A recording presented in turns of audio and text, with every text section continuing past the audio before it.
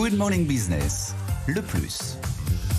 Focus sur l'apprentissage, la baisse des aides d'État entre en vigueur demain, ça sera le 1er mars, pas de quoi refroidir les entreprises, surtout les grandes qui n'ont pas du tout l'intention de se passer de leurs alternants. Reportage Timothée Marouzet. Dans les couloirs du siège parisien d'Orange, les dernières annonces du gouvernement sur l'apprentissage ne semblent pas inquiéter Jean-Marie Guéroux, le responsable des alternants du groupe. Orange, historiquement, recrutait à minima 5% d'alternants par rapport à son effectif CDI. On a bénéficié de ces aides depuis 2020. Ces aides vont diminuer, mais ça ne changera pas. On va recruter toujours autant d'alternants chez Orange, que la prime soit de 6 000 euros ou de 2 000 euros. Et même si demain elle serait à zéro, Orange continuerait à accueillir autant d'alternants qu'elle en accueille aujourd'hui. Conseillers en boutique, techniciens réseau, ingénieurs cyber, ils sont 4 000 en contrat d'apprentissage chez Orange dans toute la France. Et le groupe sait les choyer.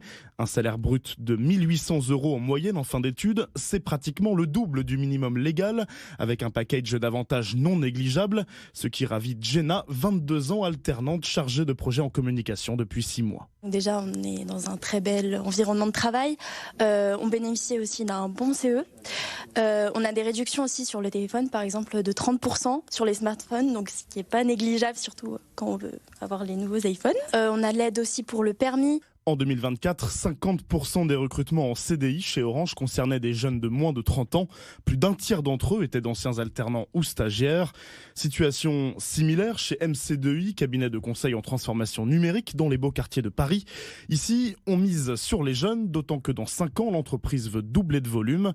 Karine Chevalier est la directrice rémunération. Il faut savoir que la moyenne d'âge du cabinet est de 29 ans, donc effectivement nous avons une population très très jeune. Nos alternants, quand ils nous rejoignent, effectivement on leur propose en fonction de leur niveau d'études une rémunération qui commence à 1 750 et qui peut aller jusqu'à 2 200 euros.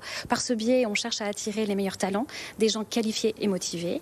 On cherche ensuite à les fidéliser dans le temps, puisqu'on a aussi la possibilité derrière de les garder, ou en tout cas de véhiculer l'image du cabinet. Et petit plus ici, puisqu'il s'agit d'un cabinet de conseil indépendant, les alternants peuvent même devenir actionnaires. Clélia Lenz, 25 ans, étudiante en école de commerce et alternante au service communication. Je peux bénéficier des tickets restaurants, mais aussi des transports qui sont pris à 100% en charge. Et on a aussi l'actionnariat salarié qui me permet d'investir dans le cabinet, qui est très intéressant pour moi. Chez MC2I, 10% des alternants obtiennent un CDI à la fin de leur contrat dans l'entreprise.